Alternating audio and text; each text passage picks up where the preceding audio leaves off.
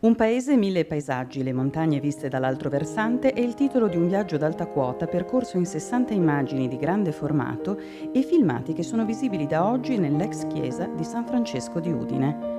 Allestita dal Museo Friulano di Storia Naturale in collaborazione con la Regione Friuli Venezia Giulia, l'esposizione è stata realizzata da L'Altro Versante, associazione culturale che riunisce tre fotografi, Maurizio Biancarelli, Bruno D'Amicis e Luciano Gaudenzio, e il regista Marco Rossitti.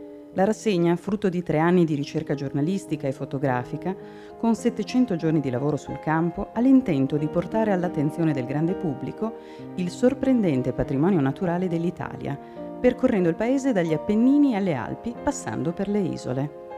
L'esposizione offre l'occasione per valorizzare le montagne italiane, celebrarne varietà e bellezza, andando oltre un'immagine banalizzata dal paesaggio nazionale per esplorarlo e goderne, denunciando anche le minacce che pesano sulla sua integrità.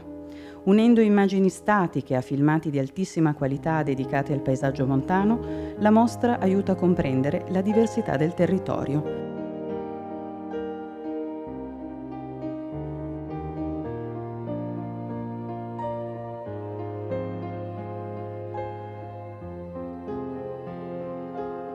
Una parte significativa delle fotografie esposte illustra le Alpi orientali e in particolare quelle del Friuli Venezia Giulia.